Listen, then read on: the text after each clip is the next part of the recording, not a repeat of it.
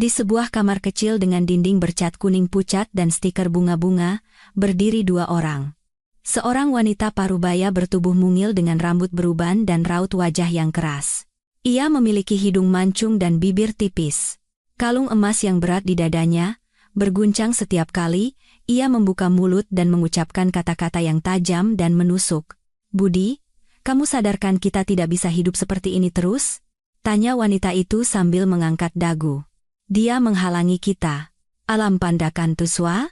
Pria itu menatap ibunya, Ratna, dengan tatapan yang bercampur antara kepatuhan dan rasa bersalah. Wajahnya yang lembut kini terlihat sangat menyedihkan. Tangannya terkulai lemas, dan matanya memandang kemana saja, asal tidak ke arah ibunya. "Dia istriku, Bu.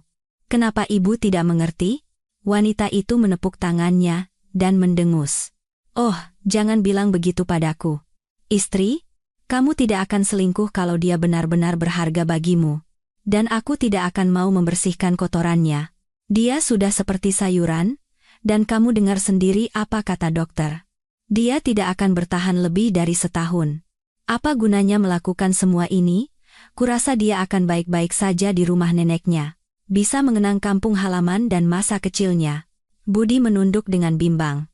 Lagi pula, akan ada warisan yang lumayan setelah dia meninggal. Itu bisa memperbaiki keadaan kita.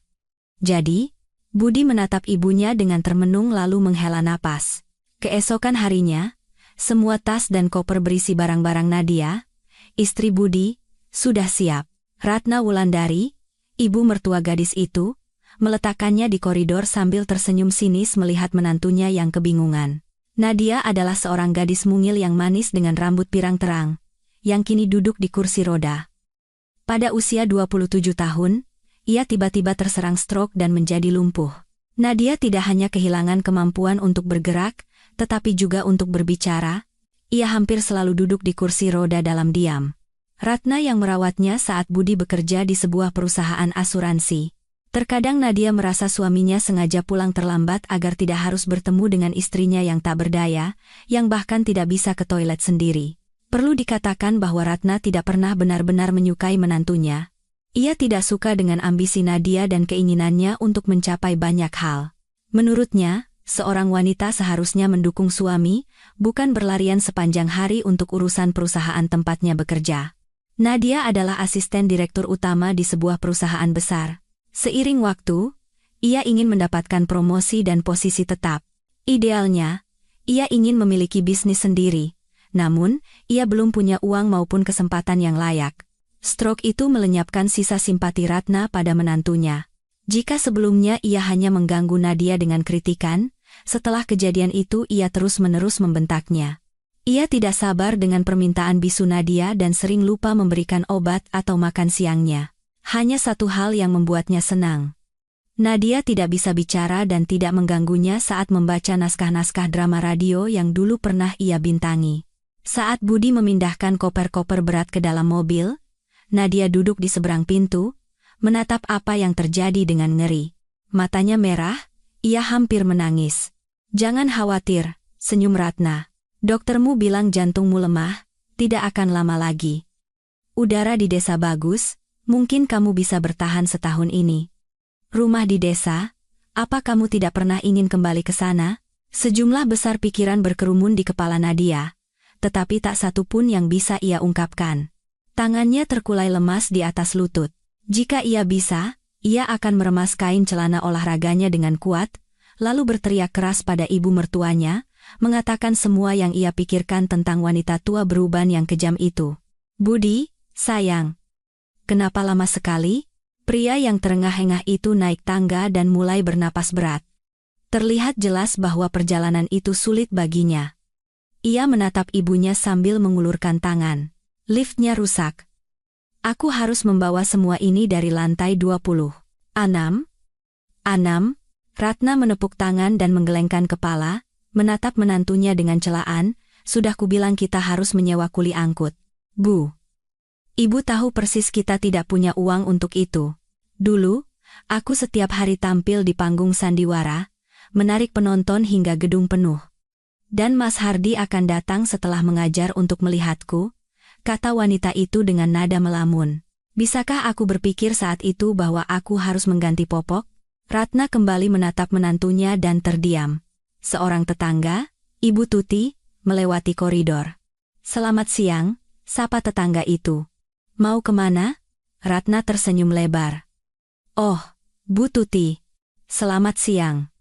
Ini, kami mau mengantar Nadia ke panti pemulihan untuk rehabilitasi. Dokter bilang ini bisa membantu. Pasti mahal sekali. Ibu Tuti menggelengkan kepala. Oh, ya. Sangat mahal. Tapi kami harus mengencangkan ikat pinggang. Desah Ratna. Tidak mungkin kami membiarkan menantu kami tanpa perawatan. Dia sudah berbuat banyak untuk kami. Edi Sanda. Edi Sanda. Ibu Tuti mengatakan sesuatu lagi lalu masuk ke apartemennya. Senyum dan ekspresi kasihan menghilang dari wajah Ratna. Ia berbalik ke arah putranya dan mengerutkan kening. Cepatlah, sebelum seluruh penghuni apartemen tahu rencana kita. Sudah kubilang kita harus melakukannya pagi-pagi sekali. Budi mengambil koper dan mendengus. Pagi? Dingin sekali.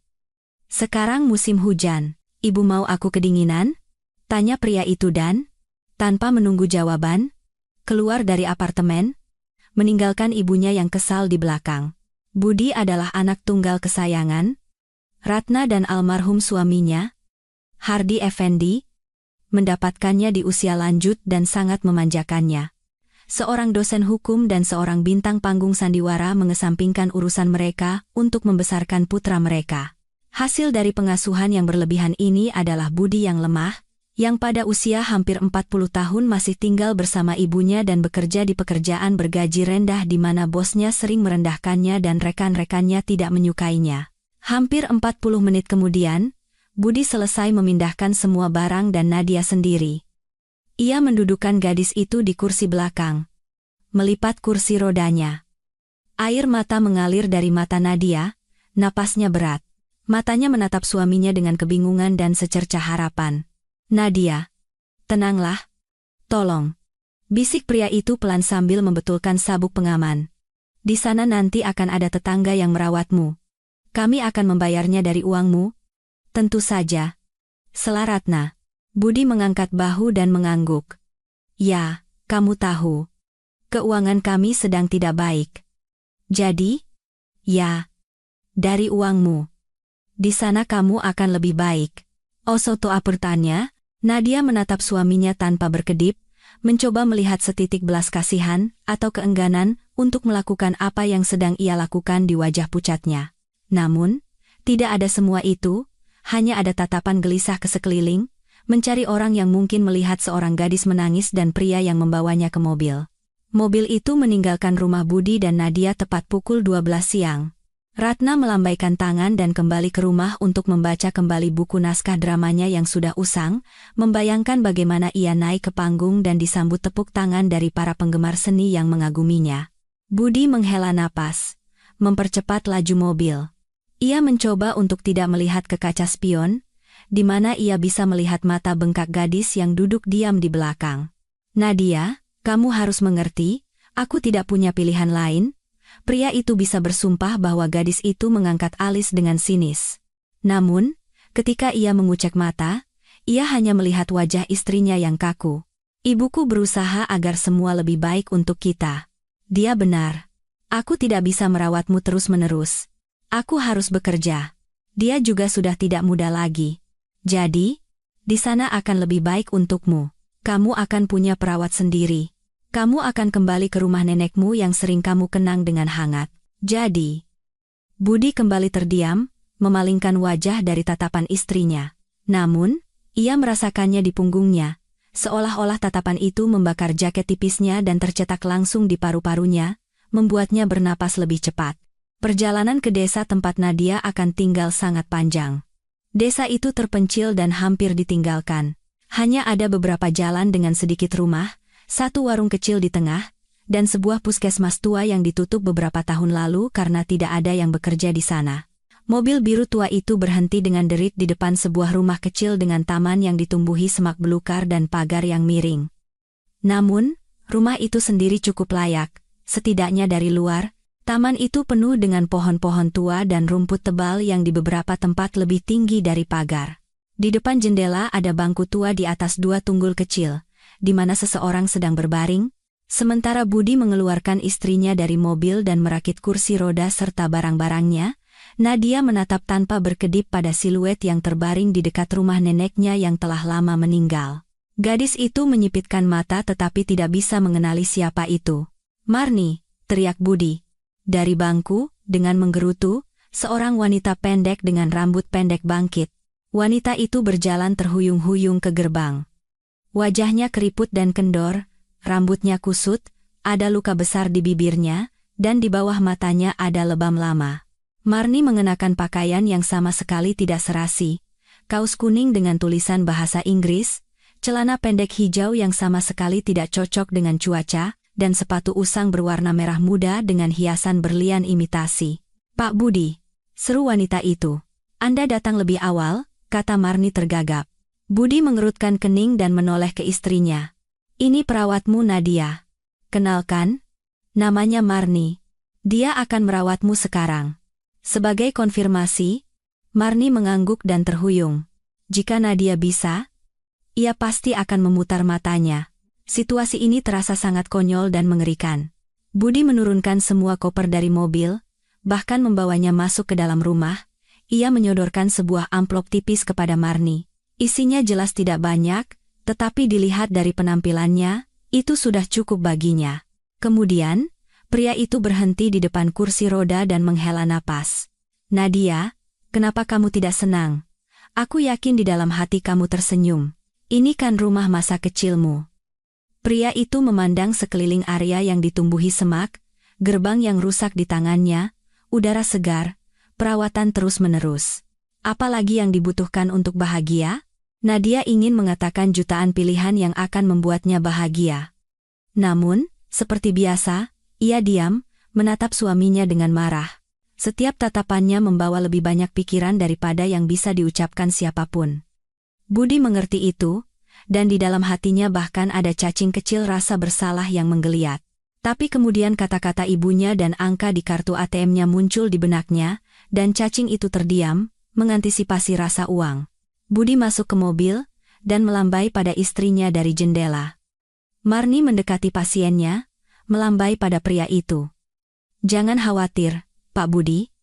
Semuanya akan baik-baik saja. An Mastakarn." Pria itu sekali lagi tersenyum paksa, dan mobil itu menjauh dari rumah sial itu, meninggalkan Nadia sendirian dengan rumah kosong yang ditumbuhi semak, dan seorang pemabuk yang tidak hanya berbau alkohol tetapi juga segala sesuatu yang bisa ditemukan di desa. Setahun kemudian. "Budi, kamu serius? Kamu tidak pernah sekalipun menjenguk istrimu?" Ratna melirik kalender dengan ngeri. "Selama setahun? Kamu ini bodoh atau bagaimana, Bud? Siapa yang mendidikmu seperti ini? Mana tahu dia sudah lama mati, atau lebih parah lagi, malah sudah bisa bangkit dari kursi roda." Budi mengalihkan pandangan dari televisi dan menatap ibunya dengan lelah. Ia baru saja pulang kerja dan tidak sengaja keceplosan bahwa ia tidak pernah sekalipun mengunjungi istrinya. Ratna kaget dan marah. "Marni meneleponku setiap minggu. Semuanya baik-baik saja di sana. Aku mengantarkan uang padanya setiap 3 bulan. Tenanglah." Ratna mendengus, mendekati sofa tempat putranya berbaring, merebut remote, dan mematikan kotak sialan itu. "Kalau aku sedang bicara denganmu, kamu harus melihatku saja," kata wanita itu dengan keras dan sedikit dramatis, menggoyangkan kepalanya dengan tatanan rambutnya yang rumit. "Marni itu siapa? Pemabuk yang kamu tinggalkan untuk merawat istrimu? Apa kamu yakin dia merawatnya? Bukan malah minum-minum dengan uang yang kuberikan? Mungkin dia sudah lama tidak mengunjungi Nadia sementara kamu di sini berbaring nonton TV." Budi memutar matanya, menatap dinding dengan hampa. "Ibu mau aku ke sana besok? Baiklah. Aku akan menghabiskan satu-satunya hari liburku untuk pergi ke desa terpencil demi melihat istriku yang setengah mati." "Ya, Bu. Ibu sangat peduli padaku. Arun." "Arunar Apantali?" Dengan dengusan keras, Ratna melemparkan remote ke putranya dan keluar dari kamar, diam-diam mengumpat tentang semua yang ia pikirkan tentangnya. Keesokan paginya, Budi mengemasi beberapa barang, mengambil amplop berisi uang, dan masuk ke mobil. Ia menatap dengan sedih pada jam yang baru menunjukkan pukul 8 pagi. Pria itu seharusnya masih bisa tidur, tetapi ia harus pergi entah kemana, dan yang terpenting, entah untuk apa. Ia menganggap kekhawatiran ibunya tidak berdasar, tetapi sejak kecil ia terbiasa selalu menuruti ibunya dalam segala hal. Perjalanan itu panjang. Sialnya, radio mobil rusak, keheningan mobil dan sesekali seruan dari pengemudi yang tidak sabar membuat pagi itu semakin buruk. Saat mendekati desa, sebuah mobil pikap hitam besar melaju kencang ke arahnya. Mobil itu melaju cepat, jelas mengetahui medan. Di belakang kemudi ada seorang pria yang tampaknya beberapa tahun lebih muda dari Budi. Ia mengerem mendadak saat melihat mobil kota yang melaju pelan dan meminta maaf pelan, mengatakan ia tidak sengaja. Budi melambaikan tangan dengan lelah, tidak ingin memulai perdebatan. Pria itu samar-samar mengingat jalan ke rumah tempat Nadia tinggal. Ia memberikan uang kepada Marni di pusat kecamatan, tempat wanita itu datang dengan angkot khusus untuk mengambil amplop. Budi sendiri hanya pernah ke desa itu 3 kali. Sekali saat mengantar istrinya, kedua saat mencari Marni, dan ketiga saat ia masih berpacaran dengan Nadia dan gadis itu menunjukkan rumah masa kecilnya, bercerita bagaimana ibunya, lalu ia sendiri menghabiskan masa kecil di sana. Mobil biru tua itu berhenti di samping pagar yang hampir baru. Rumput di taman telah dipotong, tetapi sudah tumbuh cukup tinggi seolah-olah sudah lama tidak dirawat, dan secara keseluruhan area itu tampak tidak terurus, seolah-olah sudah lama tidak ada orang di sana. Budi mengerutkan kening dan keluar dari mobil. Ia membuka gerbang dengan hati-hati dan memanggil istrinya, lalu Marni, hening. Tidak ada yang menjawab. Pria itu ingin masuk ke dalam rumah, tetapi ada gembok besar di pintu yang menghalangi jalan. Budi menggoyangkan pintu, tetapi tidak terbuka. Ia mengeluarkan ponsel dan mulai menelepon Marni, tetapi wanita itu tidak menjawab. Pria itu mengusap keningnya dengan lelah dan mengamati sekeliling. Rumah Marni seharusnya tidak jauh, ia menemukannya sangat dekat dengan rumah Nadia. Saat itu, ia merasa sangat beruntung, tetapi sekarang kecurigaan ibunya tidak lagi terasa tidak masuk akal. Marni tidak bisa dipercaya, tetapi entah kenapa Budi tetap mempercayainya. Keluar dari halaman rumah, pria itu berjalan menyusuri jalan untuk mencari rumah Marni. Rumah itu tampak lebih buruk daripada rumah Nadia. Budi masuk dan menutup hidungnya, bau tidak sedap menusuk hidungnya. Baunya sangat kuat sehingga Budi hanya sanggup berlari sekilas mengelilingi rumah. Marni tidak ada, dan ia segera lari keluar, menarik napas dalam-dalam. Setelah mengatur napas, ia mengangkat kepala dan melihat seorang wanita gemuk lewat membawa 2 ember. Budi memanggilnya dan berlari menghampiri. "Permisi, apa ibu tahu di mana Nadia?" Wanita itu mengerutkan kening. "Dia tinggal di rumah itu," tunjuk Budi, "dan Marni si pemabuk yang merawatnya?" Budi mengangguk setuju. "Oh, kalau begitu dia kemungkinan besar ada di tempat Pak Samin, dia tinggal di ujung desa. Marni biasa membeli tuak darinya." "Anda siapa?" "Tidak penting," Budi menepis. "Tolong tunjukkan di mana rumah Pak Samin, Absar, An dan Mai." "Kenapa tidak?" Wanita itu menunjukkan jalan ke rumah penjual tuak lokal. Marni memang ada di dalam. Ia duduk di sebuah meja bundar besar dan menenggak minuman berwarna kuning yang aromanya menyebar ke segala arah. Budi menarik Marni dan membawanya keluar. "Di mana Nadia?" tanya Budi dengan kasar. "Siapa?" tanya Marni dengan lidah keluh. Sepertinya ia menatap lurus ke depan dan tidak melihat apa-apa. "Istriku, di mana dia, dasar pemabuk?" Marni tersenyum, mengangkat tangannya yang tidak patuh. "Apa imbalannya untukku?" Budi dengan marah mengeluarkan dompet dari sakunya dan menarik beberapa lembar uang, menyodorkannya pada Marni. Wanita itu dengan gesit menghitung uang itu dan mengangguk puas. Kemudian ia melepaskan diri dari cengkeraman kuat pria itu dan berlari masuk ke rumah Pak Samin. Ia keluar tanpa uang, tetapi dengan sebotol besar minuman kuning keruh. "Ayo!" lambaian tangan wanita itu dan ia berjalan terhuyung-huyung, berusaha untuk tidak jatuh. Budi mengikutinya. Wanita itu membawanya keluar dari jalanan desa. Mereka berjalan lama di jalan yang sepi, Pria itu merasa Marni sengaja ingin menyesatkannya dan hampir berteriak padanya, tetapi di kejauhan tampak atap sebuah rumah yang tidak dikenal. Semakin dekat Budi dan Marni ke rumah itu, semakin ia terkejut dengan ukurannya. Dibandingkan dengan bangunan lain di desa, rumah itu tampak sangat besar. 3 lantai, balkon, taman besar di halaman belakang, beberapa mobil dan mesin pertanian terlihat. Marni berhenti tidak jauh dari gerbang besi rumah itu dan menunjuk lurus ke depan. "Silakan." Ia mengangguk hingga kepalanya hampir lepas dan pergi tanpa berkata apa-apa lagi. Budi terkejut melihat pemandangan itu sehingga tidak menjawab apapun. Ia menekan bel kecil. Terdengar suara ceria yang nyaring. "Bayu, kok pagi sekali?" Budi tertegun sejenak, membeku di tempat. "Nadia?" tanyanya pelan. Suara di seberang sana terdiam, lalu terdengar helaan napas dalam. "Budi, masuklah." Pintu terbuka. Di hadapan Budi terbentang taman besar dan jalan setapak dari batu yang di tepinya tumbuh banyak bunga. Dengan hati-hati melangkah di jalan setapak, Budi masuk. Di tangga rumah berdiri seorang gadis mungil dengan rambut pirang terang. Ia mengenakan setelan krem dan selendang. Ia menatap suaminya dari atas ke bawah. Wajahnya hampir tanpa ekspresi, seolah mengenakan topeng.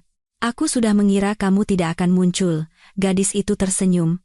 "Tapi masuklah, karena sudah datang." Budi kehilangan kata-kata. Ia hanya berjalan perlahan mengikuti istrinya yang melangkah dengan mantap di dalam rumah. Di dalam, rumah itu ditata dengan sederhana namun berselera. Warna-warna yang menyenangkan, hiasan dan lukisan yang indah, karpet yang lembut dan bersih. Salah satu pintu mengarah ke ruang kerja kecil dengan komputer dan meja yang penuh dengan kertas-kertas. "Oh, jangan lihat ke sana. Berkas-berkas kami berantakan sekali akhir-akhir ini, perlu dirapikan." Budi tidak mengerti apa-apa tetapi mengalihkan pandangannya pada istrinya, yang terlihat lebih baik daripada sebelum stroke. Wajahnya yang putih dihiasi rona sehat. Bibir merahnya berkilau, dan matanya sedikit dipoles. Tidak ada yang berlebihan, tetapi sepertinya Budi belum pernah melihat kecantikan seperti itu. Nadia membawa suaminya ke sebuah ruangan besar dengan sofa dan kursi-kursi. "Aku buatkan teh. Lalu kita bicara." Nadia pergi ke dapur untuk membuat teh, sementara Budi sendirian di ruangan itu. Ia duduk di kursi, tidak mampu mengalihkan pandangan dari keindahan ruangan itu. Lukisan, sofa, bunga, karpet semuanya terasa tidak nyata. Pria itu bahkan mencubit dirinya sendiri untuk membuktikan bahwa ini nyata. Ia tidak percaya bahwa ia mengharapkan melihat istri yang sakit di kursi roda, tetapi di hadapannya berdiri seorang wanita cantik yang belum pernah ia lihat seumur hidupnya. Nadia kembali beberapa menit kemudian dengan nampan besar berisi beberapa cangkir teh. Ia memberikan 1 cangkir kepada suaminya dan mengambil 1 untuk dirinya sendiri, duduk dengan anggun di seberangnya. "Tidak menyangka?" tanyanya pelan. Pria itu menggelengkan kepala. "Aku juga tidak menyangka bahwa demi uang, suami yang kucintai akan mengirimku untuk mati. Aku pikir, simpan saja alasanmu yang tidak masuk akal itu," pinta Nadia. "Aku tahu segalanya tentangmu, sayang. Kamu terlalu buruk dalam menyembunyikan kebenaran, ini semua karena warisanku. Saat aku menerima surat wasiat dari nenekku di Belanda, aku sangat senang, membayangkan kehidupan seperti apa yang akan kita jalani. Tapi kemudian aku melihat sesuatu yang membuatku berubah pikiran." "Apa?" tanya Budi tergagap. Ia memegang cangkir teh panas dengan kedua tangannya, seolah tidak merasakan sakit dan menatap lurus ke wajah istrinya, berharap melihat sesuatu yang bisa membantunya memahami apa yang terjadi. "Ingat temanku?" tanya Nadia. "Citra? Kami bekerja bersama di perusahaan." Budi mengangguk. "Dialah yang menyarankanku untuk mengubah hidupku." "Artandau?" 1,5 tahun yang lalu, Citra yang tinggi dan anggun duduk di kursi sebuah restoran kecil tempat bos mereka mengirim mereka untuk negosiasi yang sudah selesai.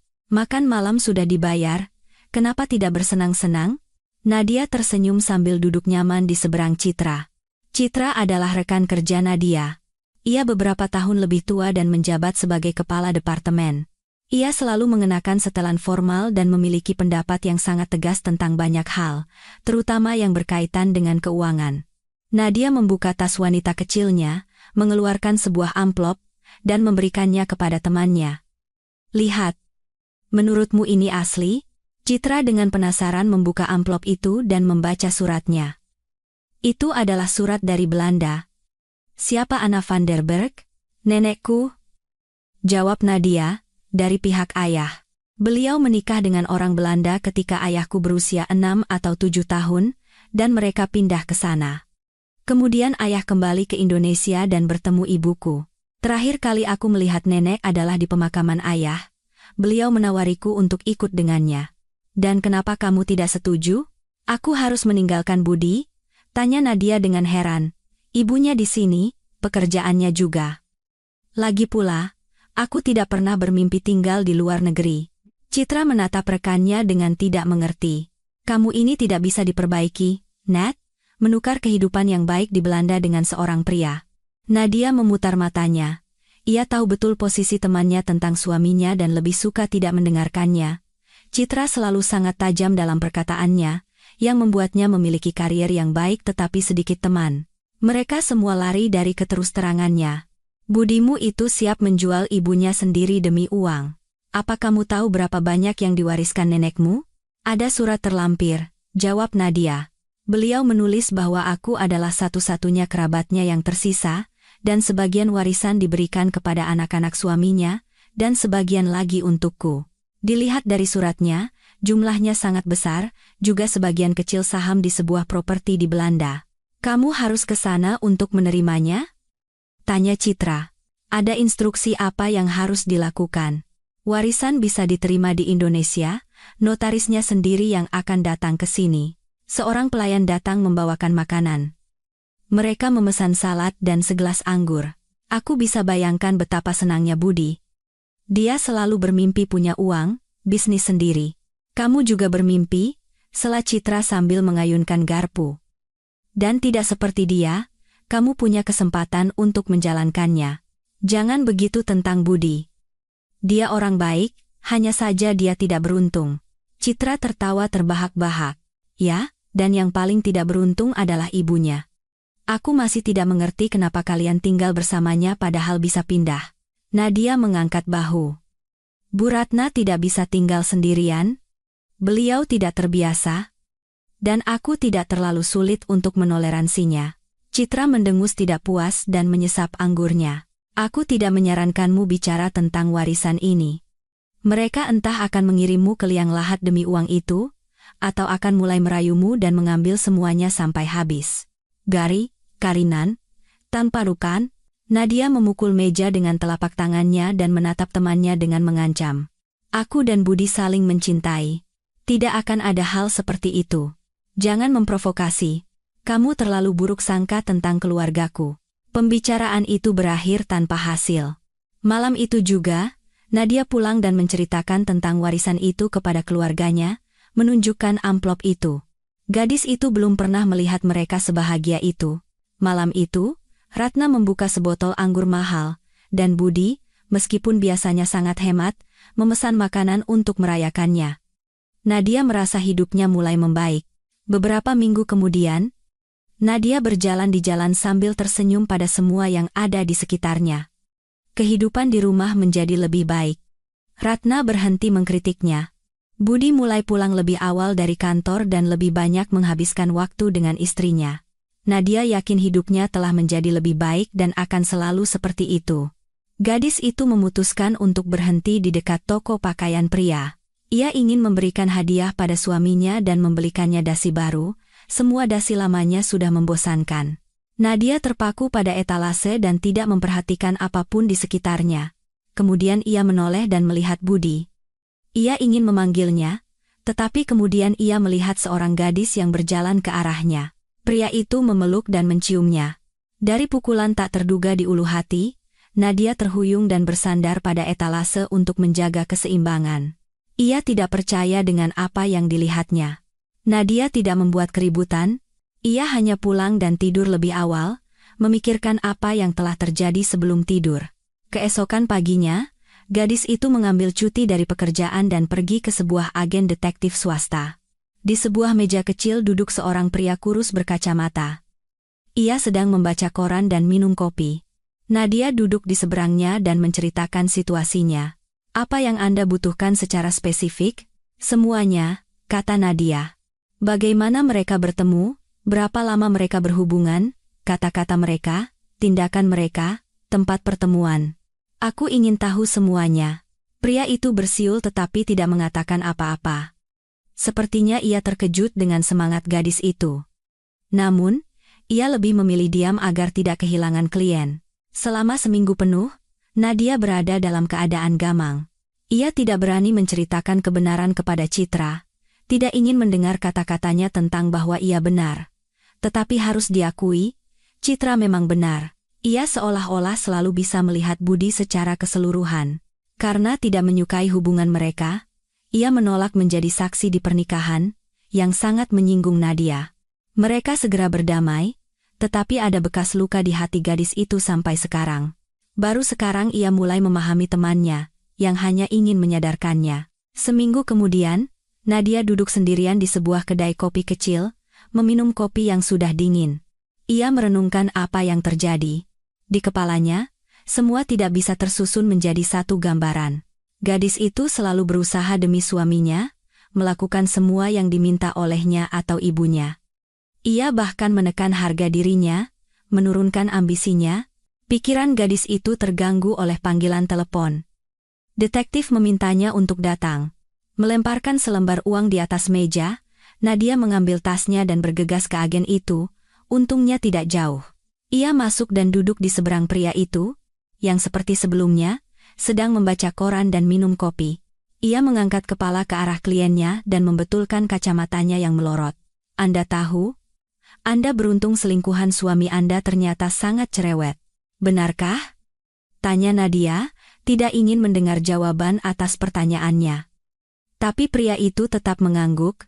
Aku harus mengikutinya hampir seminggu, mewawancarai teman-temannya, tapi aku tahu semuanya. Namanya Lia. Usianya 22 tahun, lulusan Universitas Keguruan. Mereka bertemu dengan suami Anda beberapa bulan yang lalu, sepertinya di jalan. Terima kasih atas informasinya. Bagaimana dengan bukti seperti video atau detektif itu? Sambil tersenyum lebar, membuka laci meja tulisnya dan mengeluarkan sebuah perekam suara digital kecil. Nadia terkejut melihatnya. Pria itu menekan tombol, dan rekaman yang jernih terdengar. Budi. Pekik suara wanita yang nyaring. Ini untukku? Ya Tuhan, indah sekali. Pasti mahal. Untukmu? Tidak ada uang yang sayang? Kata Budi dengan suara puas. Nanti kalau aku buka bisnis sendiri, aku bisa memanjakanmu setiap hari dengan perhiasan seperti ini. Kapan, Budi? Tanya gadis itu. Kamu bilang kamu belum punya uang untuk bisnis sendiri. Tidak ada suara, tetapi Nadia bersumpah bahwa Budi tersenyum lebar. Istriku punya. Dia baru saja dapat warisan dari neneknya. Kita buka bisnis dengan uangnya. Dan kita akan hidup bahagia. Kamu akan meninggalkannya, kan? Kata gadis itu seolah-olah melalui bibir yang cemberut. Begitu dia tidak lagi berguna bagiku, ya, kata Budi dengan keras. Rekaman itu terus berlanjut.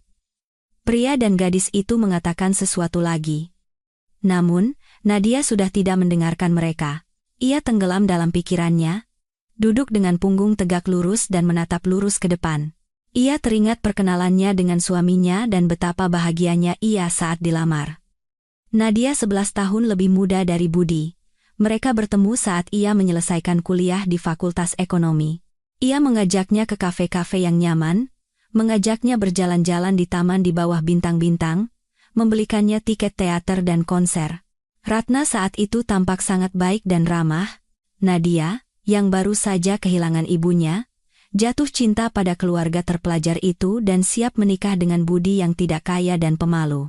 Citra menentangnya, tetapi Nadia tidak mendengarkan. Ia tenggelam dalam perasaan baru. Di kepala gadis itu muncul kenangan saat ia dan Budi memilih setelan untuk pernikahan, dan bagaimana setelah perayaan mereka membongkar hadiah, menghitung kerabat mana yang memberi lebih banyak. Saat itu gadis itu sangat bahagia. Ia yakin akan selalu sebahagia itu, meskipun Budi sama sekali tidak senang dengan mimpinya tentang bisnis dan karier. Ia, dan lebih tepatnya ibunya, menginginkan keluarga dan anak-anak. Gadis itu belum siap untuk itu, ia menginginkan lebih. Sekarang semua mimpi dan harapan tentang kehidupan bersama hancur dalam sekejap. Budi yang sama yang tidak pernah meninggikan suaranya pada istrinya, sedang memikirkan bagaimana cara membuka bisnis dengan uang Nadia dan meninggalkannya. Ini terasa begitu liar sehingga gadis itu duduk menatap dinding selama beberapa menit. Detektif tidak mengganggunya. Ia pernah melihat reaksi yang lebih buruk. Ini adalah yang paling normal. Suatu kali, seorang istri yang gila bahkan memecahkan jendelanya dalam kemarahan pada suaminya. Saat itu tampak seperti kegilaan, puncak kekecewaan dan kemarahan. Tapi sekarang ia menatap mata gadis itu, dan melihat kebencian dan rasa sakit yang melahap bahkan dirinya. Pria itu berdiri dari tempatnya dan pergi mengambil air untuk kliennya. Nadia meminum air itu dalam satu tegukan, lalu teringat kata-kata temannya bahwa Budi siap menjual ibunya sendiri demi uang. Gadis itu saat itu tidak percaya pada Citra, tetapi sekarang itu terasa benar. Di kepala cerdas gadis itu, sebuah rencana mulai terbentuk. Di wajahnya muncul seringai jahat, dan detektif itu mundur. Ia belum pernah melihat ekspresi wajah seperti itu. Beberapa bulan kemudian, mobil biru tua Budi menjauh dari pagar miring di belakang mana Nadia tertinggal. Kursi rodanya dipegang oleh Marni, meskipun Marni lebih terlihat berpegangan pada kursi roda daripada memegangnya. Begitu mobil menghilang dari pandangan, Nadia bangkit. Marni membuka matanya lebar-lebar, menatap pasiennya yang begitu saja bangkit dari kursi roda setelah stroke. Marni, mari kita buat kesepakatan. Saya akan membayar Anda sebanyak yang dibayar suami saya, dan Anda tidak akan memberitahunya tentang apa yang Anda lihat. Marni mengangguk dengan kaget, tidak sanggup bertanya. Ia masih berpegangan pada kursi roda. Bagus. Kita akan berteman baik. Ini pembayaran pertama untuk Anda. Nadia menyerahkan beberapa lembar uang. Anda datang setiap bulan, dan saya akan memberikan uang. Sebagai gantinya, Anda harus memberitahu suami saya bahwa kondisi saya tidak berubah dan dia tidak perlu datang. Jelas. Wanita itu mengangguk, merebut uang itu, dan tanpa pamit, pergi. Dan Nadia masuk ke dalam rumah untuk berganti pakaian. Di dalam rumah tua itu, semuanya berdebu. Perabotan ditutupi kain, sampah berserakan di mana-mana. Satu jendela bahkan pecah. Mungkin anak-anak mencoba masuk. Nadia mendekati sofa merah tua, menyingkirkan kainnya, dan duduk dengan lelah. Awan debu terbentuk di sekelilingnya. Gadis itu mengeluarkan ponsel dari sakunya yang secara ajaib tidak ditemukan oleh Ratna dan menghubungi satu-satunya nomor yang bisa ia percayai. Datanglah. Semua terjadi persis seperti yang kamu katakan. Ya, rumah di desa. Aku tunggu. Melempar telepon ke samping, Nadia berbaring. Segudang pikiran berkecamuk di kepalanya. Ia memikirkan segalanya dan tidak memikirkan apa-apa sekaligus. 1,5 jam kemudian, ketika Nadia sudah membersihkan rumah, berganti pakaian, dan menyiapkan makanan, pintu terbuka dan masuklah seorang gadis tinggi dengan setelan biru formal. Di tangannya ada kantong kecil, anggur, dan makanan siap saji. Telur dadar tidak menarik bagiku, senyum Citra, menunjuk ke wajah tua yang kotor yang dilapisi lapisan lemak begitu tebal sehingga mungkin mustahil untuk membersihkannya. Bagus kamu bawa anggur. Tanpanya, aku pasti tidak akan bisa melewati hari ini. Citra melihat-lihat rumah dan mengangguk pada pikirannya sendiri. Lalu pandangannya tertuju pada bungkusan popok dan ia menggelengkan kepala. Kamu 3 minggu duduk di neraka ini. Menjijikan. Ya, aku setuju. Tapi tahu apa yang lebih membuatku tegang?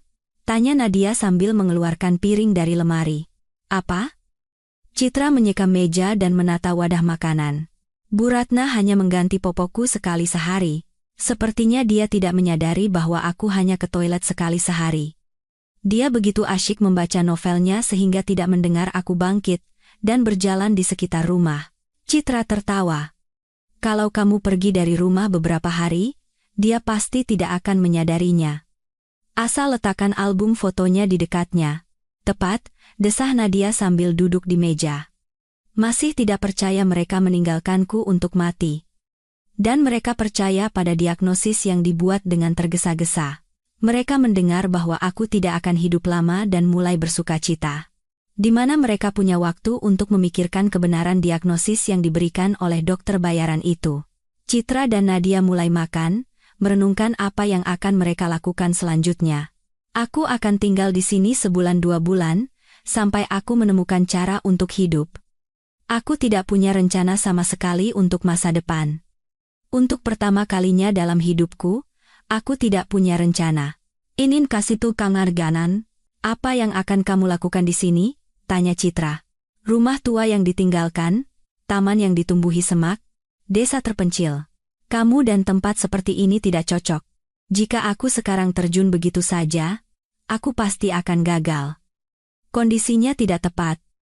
Jelas Nadia. Dengar, aku sudah lama meninggalkan mimpi tentang bisnisku sendiri. Semua draft, ide, sudah lama berdebu di suatu tempat di apartemen. Dan sepertinya semuanya sudah tidak relevan lagi.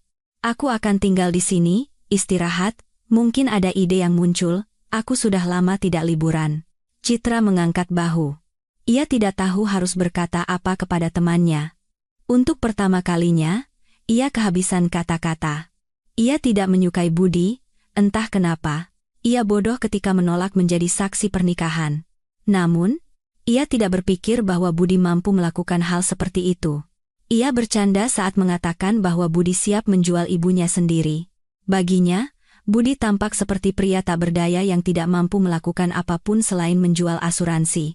Tapi ia bisa meninggalkan seseorang untuk mati, dan bukan sembarang orang, melainkan istrinya sendiri. Itu terasa sangat liar. Citra menginap dengan temannya malam pertama di rumah itu dan pulang keesokan paginya. Nadia berhenti dari pekerjaannya, tetapi Citra tidak. Dan ia tidak punya warisan kaya dari neneknya. Hari baru Nadia dimulai dengan mandi air dingin. Untungnya di rumah neneknya ada air dan bahkan gas. Dulu orang tuanya memasang semua fasilitas untuk neneknya di rumah itu. Tapi tak lama kemudian neneknya meninggal, tidak sempat menikmatinya sepenuhnya. Mandi air dingin bisa sedikit menyegarkan kepala yang penuh pikiran. Dan Nadia menarik napas dalam-dalam, merasakan tetesan air es memukul punggungnya. 3 minggu hidup di neraka telah berakhir. Ia menguji suaminya. Ia berharap melihat setetes pun perhatian atau cinta darinya, tetapi akhirnya hanya menerima kebencian dan penantian akan kematian yang cepat. Ini adalah yang terburuk dari semuanya. Karena itu, Nadia tidak bisa cepat kembali ke ritme semula. Kehidupan yang biasa telah berakhir. Ia perlu menyemangati diri, mengambil uang yang ia sembunyikan dari koper saat tidak ada yang melihat. Gadis itu pergi ke warung. Ia samar-samar mengingat lokasinya dan memutuskan untuk bertanya kepada penduduk desa. Untungnya pagi-pagi sekali dan semua orang pergi entah ke sawah atau ke kebun. Musim hujan, di luar dingin, terutama di pagi hari, dan Nadia membungkus dirinya lebih erat dengan mantel tua yang ditemukan di lemari. Warung itu berhasil ditemukan tanpa bantuan orang yang lewat. Warung itu sama persis seperti 20 tahun yang lalu. Gadis itu tersenyum melihat papan nama berwarna-warni yang dikenalnya dan jendela buram di mana terlihat rak-rak dan seorang penjual gemuk dengan celemek biru. Masuk ke dalam, Nadia menghirup aroma roti segar dan sirup jeruk yang disukai penjualnya. Wanita itu bernama Wati. Ketika Nadia kecil, ia baru mulai bekerja di sana. Sekarang, ia mungkin pemilik warung. Bu Wati, selamat pagi. Apa ibu kenal saya? Tanya Nadia. Wanita itu berpikir. Wajahnya tidak asing. Tapi saya lupa. Saya cucu Mbah Marni. Dulu waktu kecil saya sering ke sini. Oh, Neng Nadia. Kenapa saya tidak mengenalimu? Tanya wanita itu sambil keluar dari belakang konter. Ia memeluk Nadia dan mencium pipinya. Sudah lama sekali kamu tidak ke sini, tapi di sini tidak ada yang berubah. Saya perhatikan. Boleh saya beli beberapa bahan makanan? Tanya Nadia sambil melihat-lihat rak. Rak-rak itu penuh dengan makanan, meskipun warungnya tampak sangat kecil. Gadis itu melihat harga dan menyadari bahwa harganya bahkan lebih mahal daripada di kota. Ya ampun, harganya mahal sekali. Wati merentangkan tangannya. Tolong beri saya roti tawar dan roti gandum masing-masing 1 bungkus, sebotol susu, mentega dan minyak goreng, makaroni, beras, dan kacang hijau masing-masing 1 kilogram, keju, gula, garam, dan... Oh, Neng Nadia, kalau mau beli susu dan produk olahannya, ke Bu Parmi saja. rumahnya dekat denganmu. Susu yang ini? Wanita itu menunjuk kerak, kucing pun malu meminumnya. Kedaluarsanya setengah tahun lagi. Mana ada susu yang tahan selama itu? Kalau mau beli sayuran kentang, bawang, bit, wortel pergi ke Pak Jajang, di sini semuanya dari petani lokal, tapi sudah lama disimpan. Di desa, hampir semua orang punya kebun sendiri, dan Pak Jajang selalu menjual dengan harga murah. Tanya saja jalan, rumahnya tidak jauh dari sini. Wati terdiam. Kata-katanya terputus oleh lonceng dan seorang pria yang masuk ke warung. Ia mengenakan pakaian kotor. Wajahnya sangat serius. Ia mendorong Nadia dari konter dan berkata dengan keras, "Wati, beri aku air mineral 2 botol. Dan ada pesanan untukku di sini kan? Sekotak obat dan racun hama. Sebentar lagi mau tanam, tidak ada bahan untuk mengolah tanah. Bayu, kamu tidak lihat ada pelanggan?" Tanya Wati dengan tegas. Pria bernama Bayu itu melirik gadis itu sekilas dan menepis. Dia orang kota. Kalau butuh, beli saja di kotanya. Aku butuh cepat. Bayu. Wati menatapnya dengan tajam. Nadia mengangkat tangan sebagai isyarat damai. Biarkan saja dia, Bu Wati. Sepertinya dia lebih membutuhkannya. Wati, dengan tatapan tidak puas, pergi mengambil kotak itu. Apa ini tidak bisa menunggu beberapa menit saja? Pria itu tinggi, berambut hitam, tangannya kasar, tatapannya tajam. Nadia tidak pernah melihat orang seperti itu sejak kecil. Meskipun penampilannya pekerja dan sedikit tidak rapi, Bayu cukup tampan dan muda. Usianya jelas di atas 30, tetapi tidak lebih dari 40. Ia menatap gadis itu dengan menyipit. "Apa Anda keberatan?" Tanya pria itu dengan kasar. "Saya tidak terburu-buru, tentu saja. Tapi bahkan di kota, orang antre. Dan percayalah, di sana orang lebih terburu-buru daripada Anda." Senyum Nadia dan berbalik, merasakan tatapan tajam mata koklat pria itu di punggungnya. Wati keluar dengan kotak berat dan memberikannya kepada pengunjung itu. "Ambil. Air mineral? Ada di sana." Ia menunjuk ke sudut jauh, di mana memang ada air mineral dalam kemasan plastik. "Nanti bayarnya." Bayu mengangguk, mengambil 2 botol air mineral, dan keluar dari warung tanpa pamit. "Siapa itu?" tanya Nadia pada Wati. Wanita itu melambaikan tangan dan pergi kerak dengan sembako. "Petani lokal.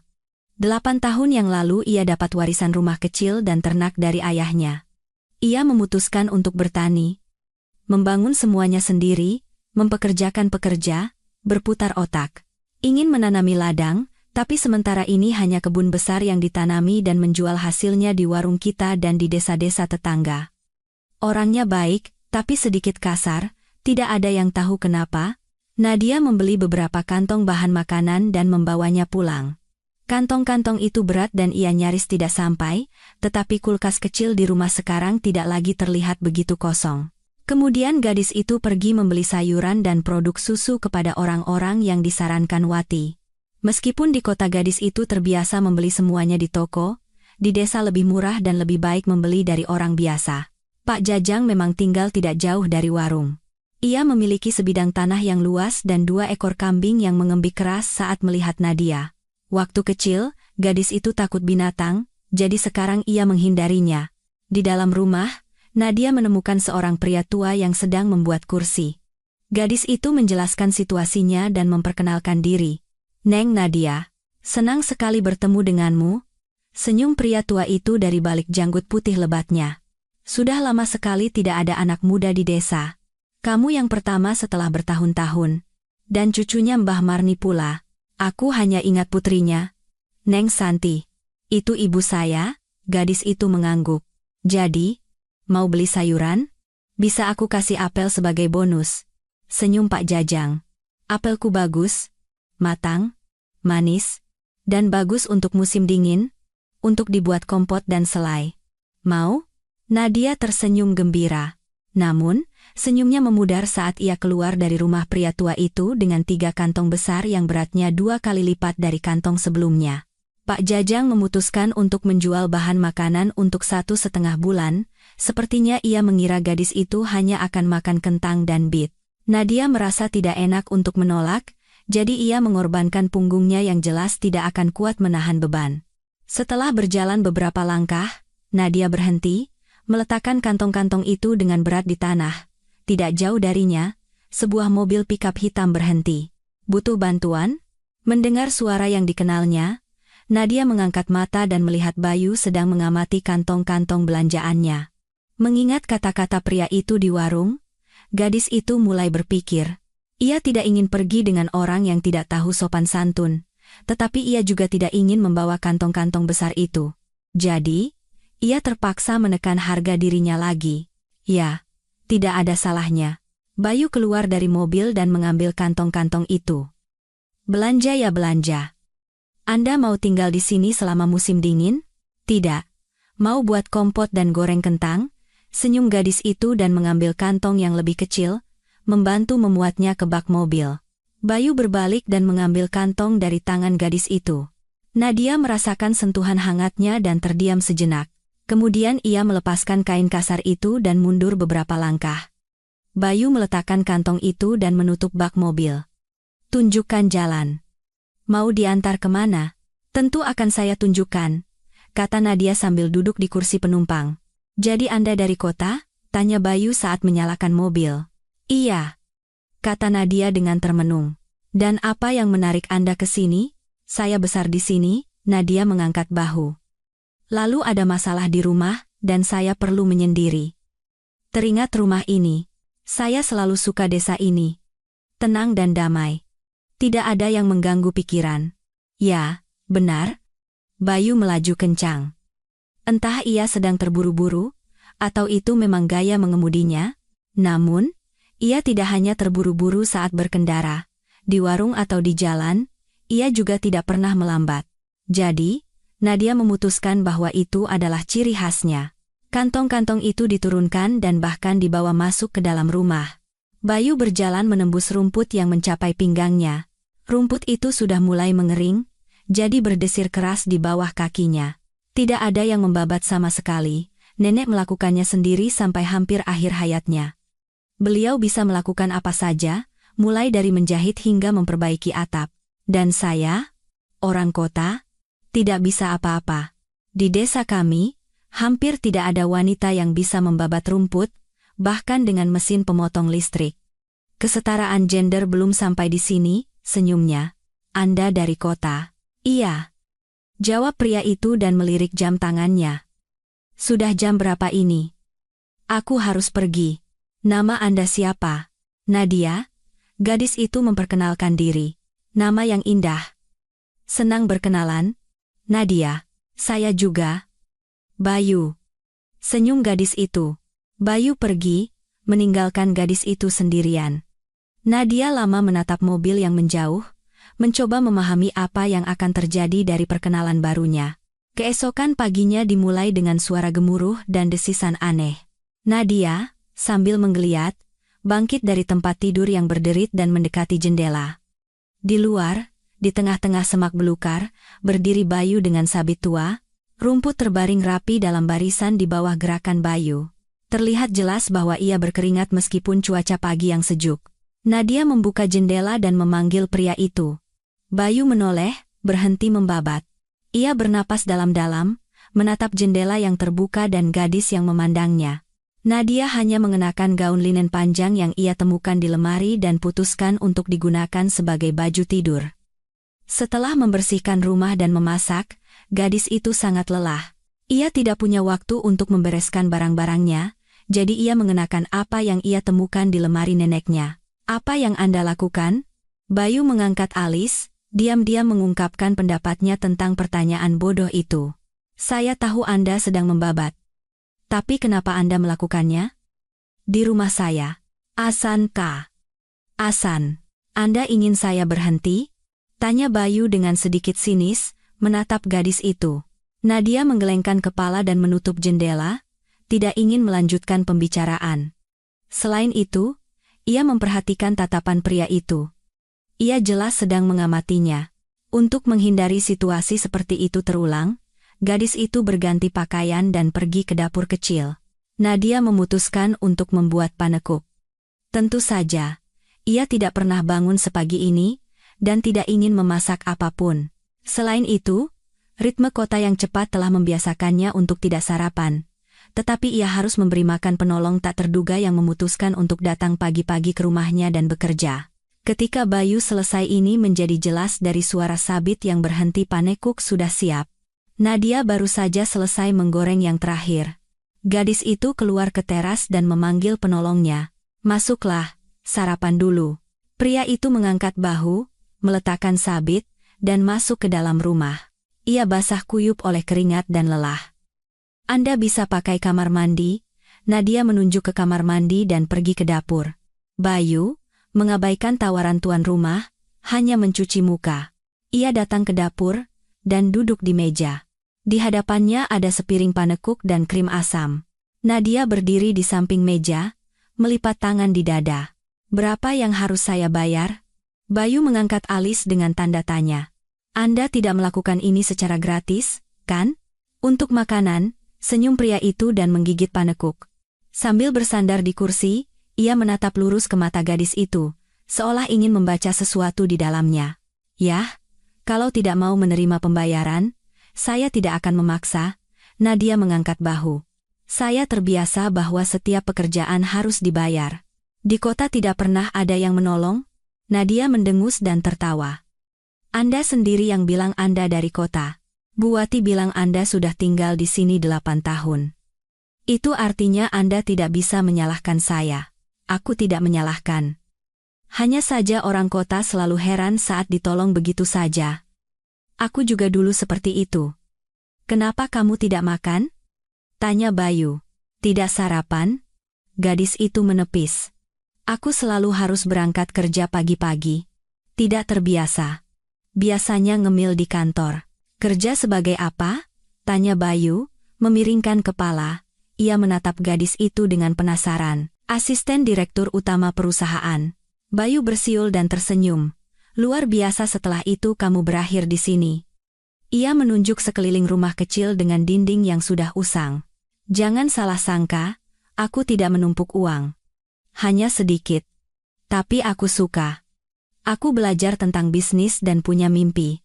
Lalu terjadi stroke, dengus gadis itu. Tapi cerita itu akan kuceritakan lain kali. Aku masih harus membersihkan rumah dan loteng hari ini. Lagi pula, malam ini teman akan datang. Hidup yang sibuk, tahu kan? Bayu tersenyum menanggapi kata-katanya. Aku juga harus pergi. Bayu menghabiskan sarapannya dan meninggalkan rumah Nadia. Gadis itu kembali menemaninya dengan tatapan panjang. Mencoba memahami motif pria ini. Malam harinya, Citra datang. Ia membawa beberapa barang yang diminta Nadia. Citra bersiul melihat halaman yang telah dibabat dan dibersihkan. Ia meletakkan tasnya dan memanggil temannya, yang saat itu sedang menggosok jendela yang buram. Aku perlu mengganti kaca. Menurutmu di mana bisa cari tukang? Tanyanya tanpa menyapa. Citra tersenyum. Minta saja pada orang yang membabat seluruh halamanmu. Itu Bayu, petani lokal. Kemarin dia mengantarku. Kurasa dia tidak punya waktu untuk kaca. Nadia menepis. Tapi untuk rumput dia punya waktu. Citra mengangkat bahu. Petani apa? Nadia berhenti menggosok kaca. Ia mengundang temannya masuk ke dalam rumah. Kalau tidak keberatan, tolong kupas kentang. Ada di bawah wastafel. Aku sudah tidak sanggup melakukan apa-apa lagi. Lelah. Nadia duduk di kursi dan menyeka dahi dengan punggung tangannya. Citra melepas blazernya dan mengambil pisau. Jadi bagaimana dengan petani itu? Aku tidak mengenalnya sebelumnya. Dia datang ke sini 8 tahun yang lalu. Saat itu nenekku baru saja meninggal. Dia punya peternakan, berbagai hewan, kebun. Apalagi yang bisa kukatakan tentangnya? Kaya? Citra. Tegur Nadia. Apa? Protes Citra. Di zaman sekarang ini sangat penting. Baiklah. Sebagai pria? Bagaimana menurutmu? Nadia berpikir. Entahlah. Dia agak ambigu. Awalnya dia kasar padaku di warung, lalu memutuskan bahwa mengantarku adalah ide yang bagus. Dan pagi-pagi datang untuk membabat rumput, padahal aku tidak minta, lalu menolak uang. Mungkin dia suka padamu? Jangan bicara omong kosong, Nadia menepis. Dia menganggapku gadis kota bodoh, sepertinya. Coba perhatikan dia. Mungkin setidaknya sekali dalam hidupmu kamu akan punya pria normal yang tahu bahwa dia adalah pria. Nadia memutar matanya tetapi tidak mengatakan apa-apa. Bagaimana kabar di kantor? Oh, jangan tanya. Tanpamu. Bos kita benar-benar gila. Sudah ganti asisten 3 kali, tidak bisa melakukan apa-apa. Ternyata kamu melakukan lebih banyak dari yang kita semua kira. Nadia sudah sebulan tinggal di desa. Ia terbiasa dengan rumah kecil dan kehidupan yang tenang. Dan ia terbiasa beristirahat, dan itu sangat mengganggunya. Seumur hidupnya, gadis itu bekerja. Ia dibesarkan di keluarga yang tidak terlalu kaya dan mulai bekerja segera setelah lulus. Ia tidak pernah mengambil cuti tanpa alasan khusus dan selalu datang tepat waktu ke kantor. Dan sekarang, sudah sebulan ia hampir tidak melakukan apa-apa. Ya, minggu pertama Nadia habiskan untuk rumah. Ia mencoba membuatnya layak huni, menggosok semua yang ada di sekitarnya. Tapi kemudian datanglah keheningan dan ketenangan. Gadis itu bangun siang, membaca buku yang dibawa Citra, mengunjungi nenek-nenek dan mendengarkan cerita masa muda mereka. Selain itu, Nadia tidak bisa menghilangkan pikiran bahwa ia terus-menerus bertemu Bayu. Pada hari kedatangan Citra, ia mendengar percakapan tentang Kaca dan keesokan paginya datang untuk menggantinya. Nadia memberinya makan panekuk, kemudian ia memperbaiki gerbang. Gadis itu kembali memasak sarapan untuknya. Hal ini terjadi beberapa kali lagi dan menjadi kebiasaan. Nadia tidak lagi terkejut dengan suara gemuruh pagi di luar dan kehadiran seorang pria di bawah jendela. Dan Bayu, seperti biasa, masuk ke dalam rumah dan duduk di meja. Hampir tidak ada percakapan panjang dan berarti di antara mereka. Ia tidak memberinya bunga, tidak memberinya pujian. Ia hanya ada di dekatnya. Ini terasa sangat aneh. Nadia, dengan segenap jiwa ingin memahami motifnya. Akui saja, Bayu, kamu hanya datang ke sini untuk makan. Bukan aku yang bilang begitu, senyum pria itu, melepaskan diri dari keran yang bocor. Sebagian besar percakapan mereka memang seperti itu. Singkat, tidak bermakna, dan biasanya bercanda. Di desa, gosip beredar dan bahkan ada seorang gadis dari peternakan yang datang mengancam Nadia. Bayu itu milikku. Mengerti? Kata si rambut coklat dengan bentuk tubuh subur itu dengan galak. Kamu pikir kamu datang dari kotamu dan bisa merebut pria kami? Tidak akan. Orang asing itu dengan marah merobek daun dari pohon dan melemparkannya ke Nadia yang terkejut berdiri di teras. Ketika Bayu datang berikutnya, ia menceritakan tentang penggemarnya. Kamu takut? Senyum pria itu, tetapi sepertinya ada keseriusan dalam kata-katanya. Aku tidak pernah takut dengan wanita desa. Aku pernah diancam oleh paman-paman besar saat bekerja di perusahaan besar. Suatu kali, sebagai pengganti bos, aku menolak sebuah perusahaan untuk menandatangani kontrak. Mereka hampir menghajarku di sana. 5 pria dewasa berjas, dan aku sendirian. Itu yang menakutkan. Bukan selembar daun yang dilemparkan oleh penggemar gila seseorang yang entah kenapa memperbaiki semua yang rusak di rumahku. Bayu tersenyum dan terdiam. Kamu tidak banyak bicara, ya? Pria itu mengangguk. Kalau begitu, kita bisa pakai kamu aku saja. Sepertinya perbedaan usia kita tidak terlalu jauh. Bayu setuju dengan usulan gadis itu dan kembali ke sotonya. Nadia tersenyum. Ia baru pertama kali melihat pria yang tidak mau bicara. Suatu hari, Nadia berjalan-jalan di desa. Bayu sudah lama tidak datang ke rumahnya. Dan ia menduga pria itu sudah bosan. Ia pergi berjalan-jalan untuk menyegarkan pikiran. Tapi di lubuk hatinya yang terdalam, ia berharap akan bertemu Bayu di jalan. Entah kenapa, ia sangat ingin melihatnya lagi. Ia begitu terbiasa dengan keheningannya yang aneh sehingga hampir merindukannya. Satu-satunya yang ditemui gadis itu di desa adalah pria-pria yang berlarian ke sana kemari. Mereka saling berbicara tentang sesuatu. Nadia mendekati Wati, yang keluar dari warung dan dengan cemas menatap ke suatu tempat di kejauhan. Bu Wati? Ada apa? Wanita itu meletakkan telapak tangannya di wajah. Peternakan Bayu hancur. Ada yang tidak beres di sana. Masalah, pria-pria kita dan wanita-wanita kita sangat sedih. Mereka bisa kehilangan pekerjaan. Di mana lagi bisa mencari pekerjaan di desa kita? Oh, malang sekali. Bayu selalu berusaha bertahan, mencari cara. Tapi sekarang sepertinya ada yang salah. Nadia mengerutkan kening dan menatap ke kejauhan. Bisa tunjukkan jalan ke peternakan Bayu? Wati menjelaskan cara menuju tempat kerja Bayu. Peternakannya berada di ujung desa. Itu adalah bangunan panjang besar dari mana terdengar suara lenguhan sapi. Di beberapa tempat, wanita-wanita dengan celemek berjalan-jalan membawa ember. Di halaman belakang ada pria-pria. Di belakang peternakan ada kebun-kebun besar. Sekarang, di pertengahan musim hujan, kebun-kebun itu kosong. Nadia bertanya kepada seorang wanita yang lewat di mana letak kantor Bayu dan pergi ke sana. Kantor pria itu kecil, bahkan bisa dibilang sangat mungil. Di tengahnya ada meja dan kursi, di sudut ada lemari dan jendela kecil di dinding, dari mana secercah cahaya masuk. Bayu sendiri berdiri di tengah kantor, membungkuk di atas kertas-kertas. Ia mengucapkan sesuatu dengan bibir saja, menghitung di kalkulator, dan membuat koreksi pada dokumen. Nadia mendekat. Bayu. Halo. Pria itu berbalik dengan tajam dan menghela napas. Ada yang rusak lagi? Tanyanya. Maaf, sekarang bukan waktu yang tepat. Tidak, jawab Nadia. Aku dengar kamu punya masalah. Aku datang untuk membantu. Ada yang salah dengan dokumen? Semuanya baik-baik saja. Aku bisa menanganinya, kata pria itu dengan sedikit kasar. Ia mendekat dan hampir mendorong Bayu, mengambil kertas-kertas itu. Pria itu menghela napas keras. Pergi, atau aku terpaksa mengusirmu dengan paksa. Nadia mengangkat tangan dan memperhatikan. Ia baru saja melirik kertas-kertas itu, tetapi sudah melihat jumlah yang sangat besar dan pengeluaran yang tidak masuk akal yang untuk tempat kecil ini, dibandingkan dengan kota, sama sekali tidak perlu. Apa kamu punya akuntan atau spesialis keuangan? Aku mengurus semuanya sendiri. Ulang Bayu. Aku lihat bagaimana kamu mengurusnya.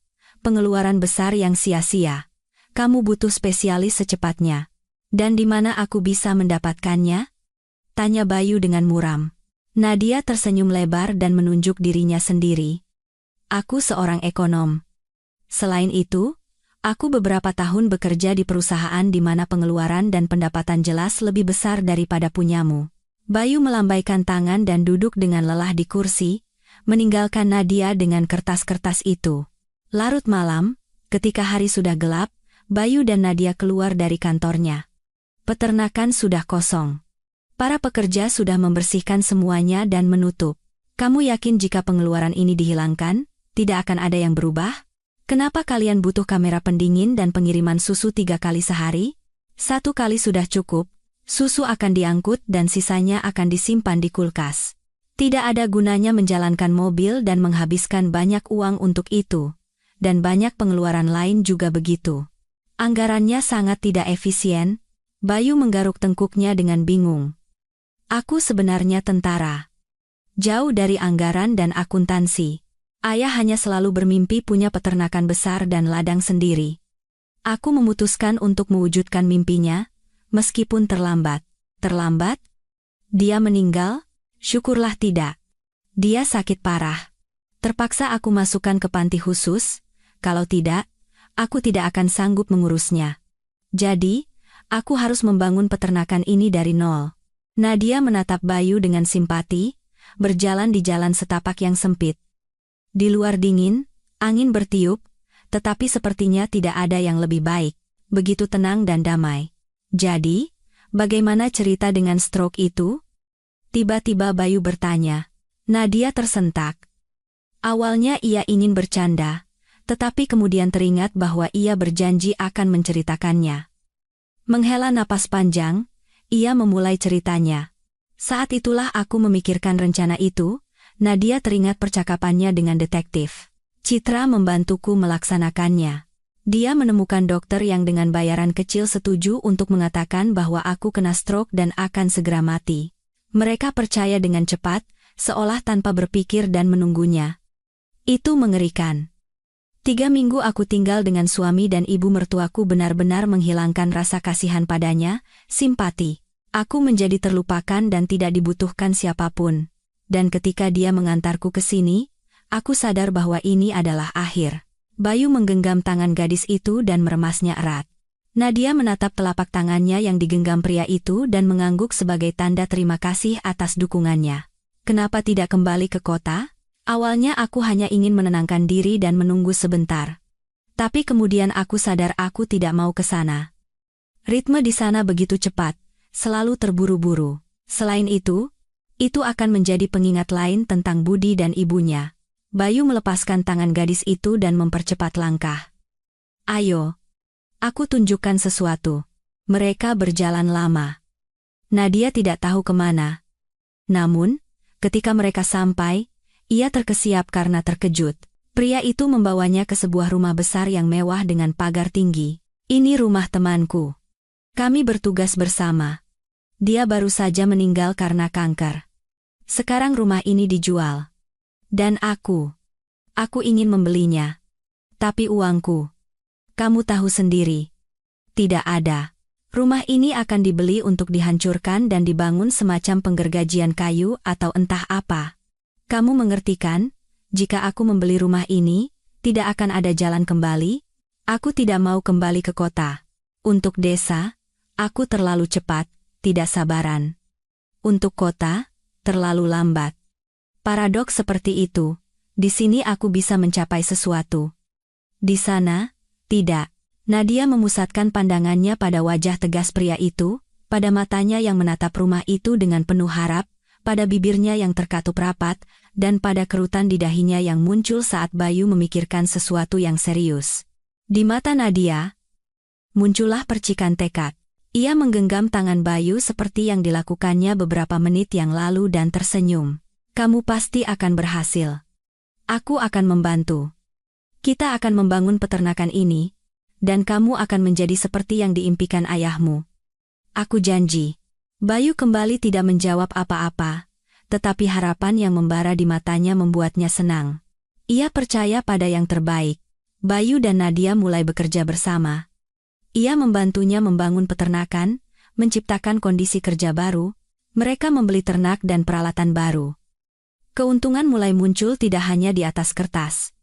Pria itu sangat senang dengan hal ini. Ia beberapa kali memberikan bunga kepada gadis itu sebagai tanda terima kasih, dan juga kembali tradisi memperbaiki rumah Nadia. Ia datang hampir setiap pagi, ia memasak sarapan. Itu adalah ritual mereka. Beberapa minggu setelah jalan-jalan itu, Citra datang ke rumah gadis itu dan membawa dokumen. Kamu yakin? Tanyanya pada temannya. Sangat yakin. Jawab Nadia dan mengambil map itu. Tidak akan ada jalan kembali, ulang Citra, mengutip kata-kata Nadia sendiri. Aku tahu. Dan aku siap mengambil risiko. Citra diam. Tidak ingin berdebat dengan temannya. Setelah apa yang terjadi, ia berusaha mendukungnya dalam segala hal. Nadia memeluk dokumen itu di dadanya dan menuju ke peternakan. Hari ini seharusnya datang peralatan baru, jadi gadis itu bergegas sebisanya. Selain itu, ia punya kabar gembira. Gadis itu menemukan Bayu seperti biasa di kantornya. Ia duduk di meja dan sedang menulis sesuatu. Melihat gadis itu, ia tersenyum dan wajahnya berseri-seri. Kamu datang pagi, katanya sambil menarik kursi untuk Nadia. Gadis itu duduk di meja dan meletakkan kertas-kertas itu. Bacalah.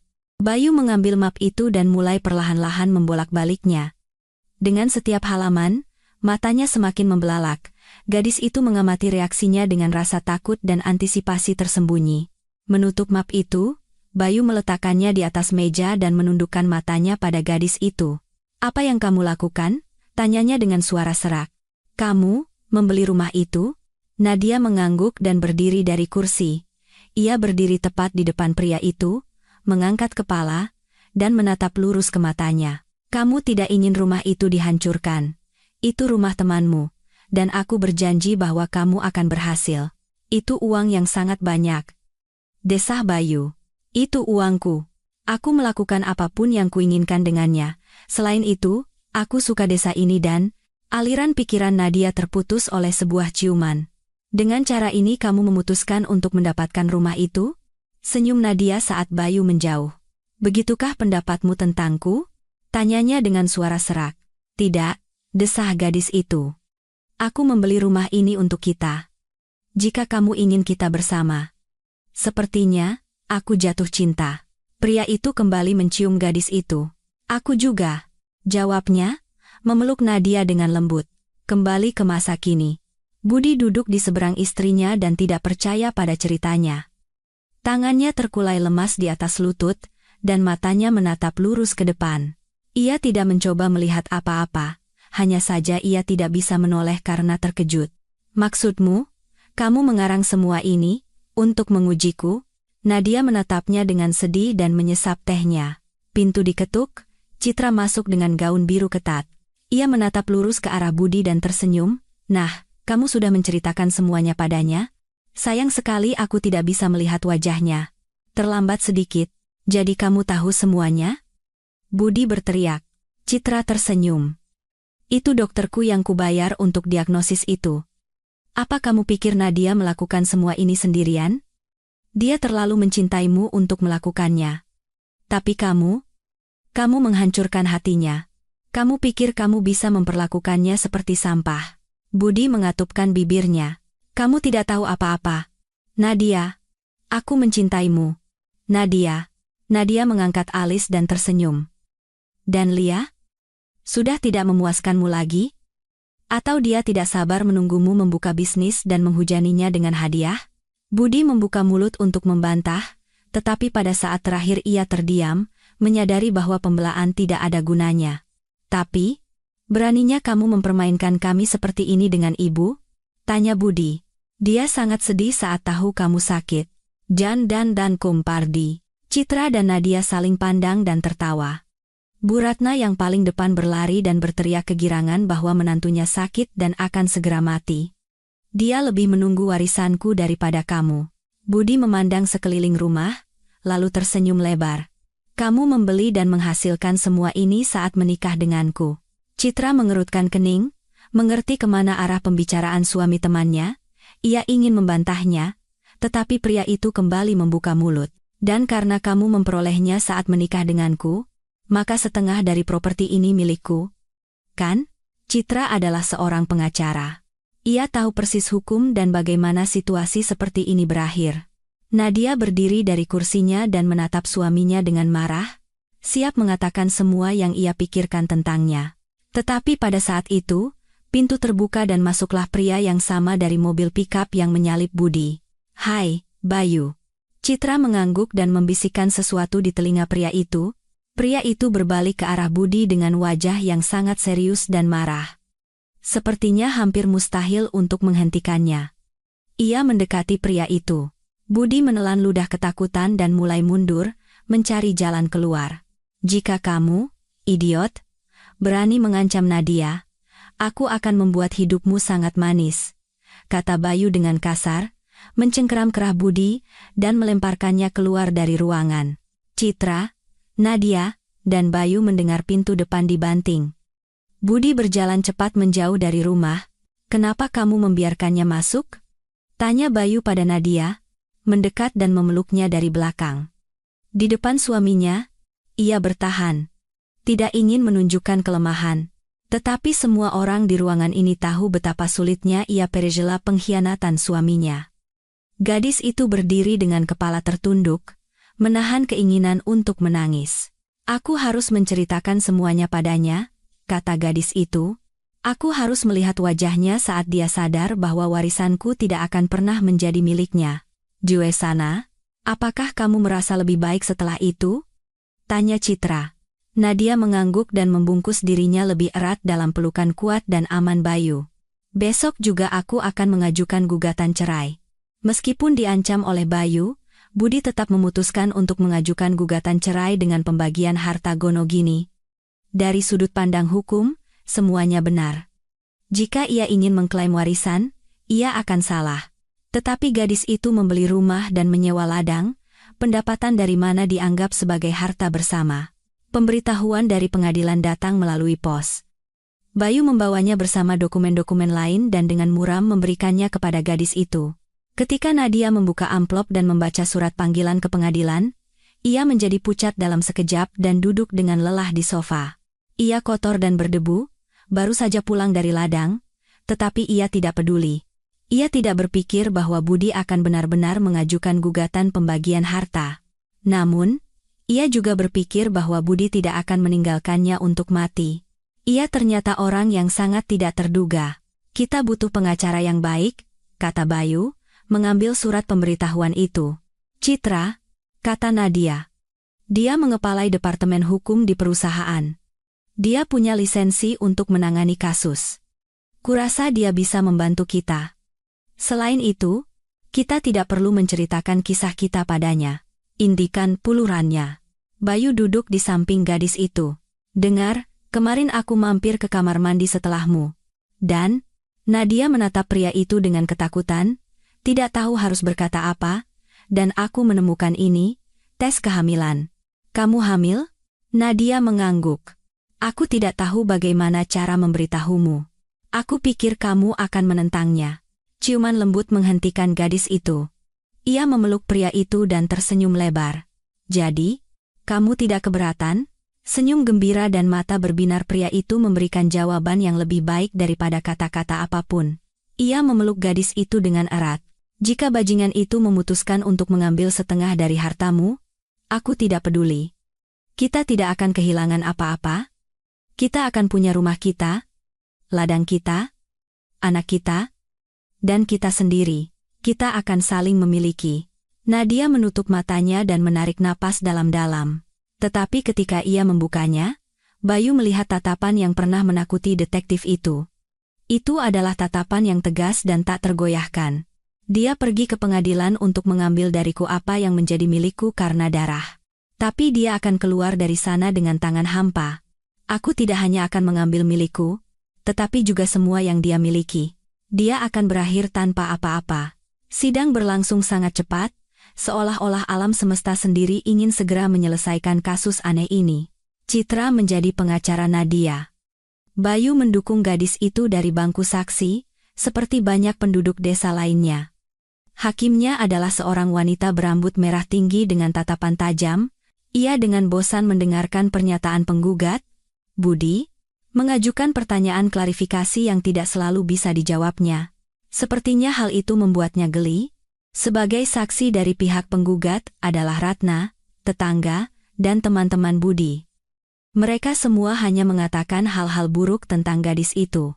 Ratna bahkan berakting seolah-olah ini adalah yang terakhir kalinya, mengerahkan semua dramatisme yang ia miliki.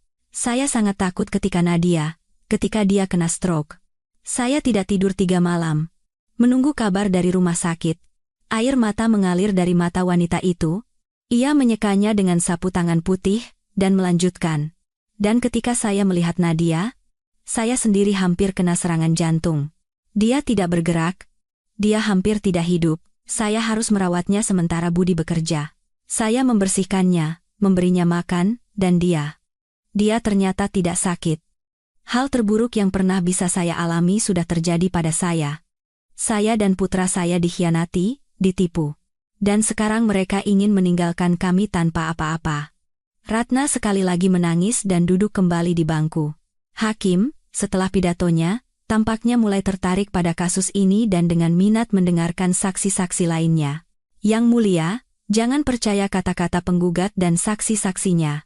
Mari kita mulai dengan fakta bahwa tergugat memiliki bukti perselingkuhan penggugat. Rekaman terlampir dalam berkas. Di seluruh ruang sidang, rekaman percakapan Lia dan Budi diputar. Kemudian, sebagai saksi, detektif memberikan kesaksian tentang hubungan penggugat. Bohong. Ratna melompat dari bangkunya, tetapi setelah peringatan hakim, ia duduk kembali. Ia tampak sangat kecewa dengan fitnah itu. Selanjutnya, saya ingin mencatat bahwa tergugat tidak menipu penggugat secara dokumenter. Ia hanya berpura-pura sakit untuk mengujinya. Tidak ada surat keterangan yang diberikan.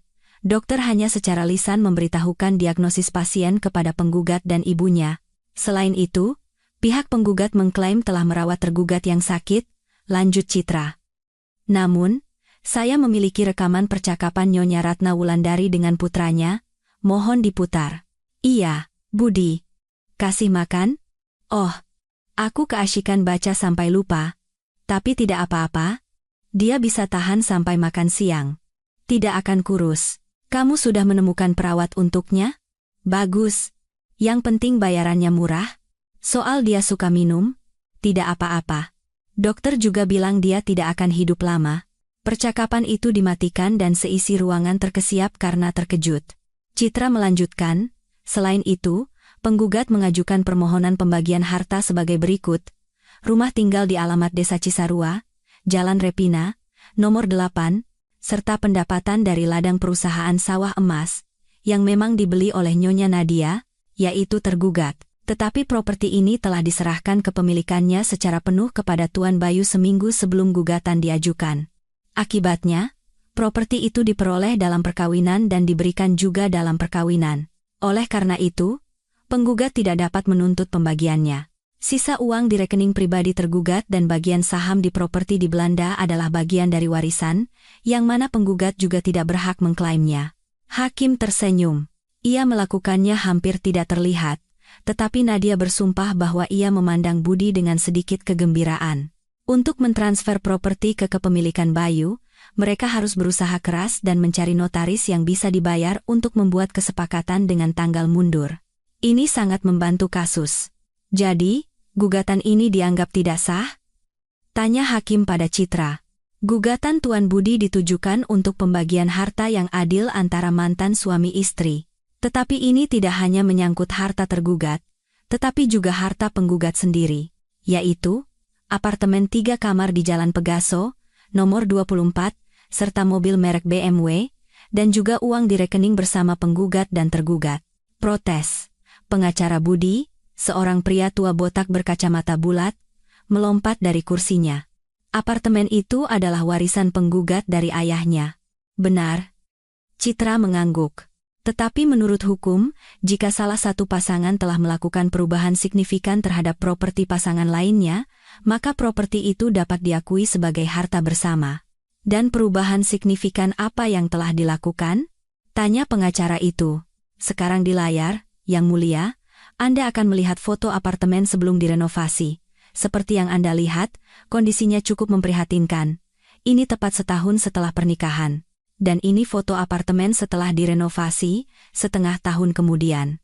Bagaimana Anda membuktikan bahwa ini dilakukan dengan uang tergugat? Pertama, dalam periode antara September dan April ketika renovasi berlangsung, penggugat tidak bekerja. Dan menurut laporan bank, di rekening pribadinya tidak ada jumlah uang yang diperlukan. Selain itu, dalam berkas terlampir kesaksian mandor tim yang melakukan renovasi. Kontrak ditandatangani atas nama tergugat. Jakan, para pengacara berdebat lama, memanggil saksi, dan mencoba membuktikan sudut pandang mereka. Tetapi tak lama kemudian hakim pergi untuk membuat putusan. Ia kembali dengan map merah besar. Berdiri. Sidang akan dilanjutkan, kata panitera. Pengadilan telah memutuskan untuk mengabulkan gugatan penggugat sebagian. Harta milik Tuan Budi akan dibagi antara dia dan istrinya. Sepertiga apartemen menjadi milik tergugat, mobil menjadi milik bersama, dan 50% uang dari rekening penggugat dialihkan ke kepemilikan Nyonya Nadia. Keputusan pengadilan telah dijatuhkan dan tidak dapat diganggu gugat. Pukulan palu menyelesaikan segalanya. Budi dan Ratna menatap Nadia dengan marah dan benci, yang sedang dipeluk oleh Bayu. Citra, sambil tersenyum lebar, bergabung dengan mereka. Sudah kubilang kita akan mengambil semuanya darinya, kata gadis itu dengan suara yang sedikit aneh dan bahkan obsesif. Itu hakmu, desah Bayu. Bukan miliknya, tapi milikmu. Mengerti? Sekarang kita punya semua yang kita impikan. Senyum pria itu. Tinggal punya anak dan rumah kita akan lengkap, kata Citra sambil mengumpulkan kertas-kertas. Yah! Nadia mengulurkan tangan dan menatap perutnya. Citra tersenyum. Cepat juga, ya. Mau aku jadi ibu baptis? Apa kami punya pilihan? Tanya Bayu. Tidak ada, senyum Nadia dan kembali memeluk dua orang paling berharga dalam hidupnya. Sekarang, hidupnya pasti akan baik-baik saja.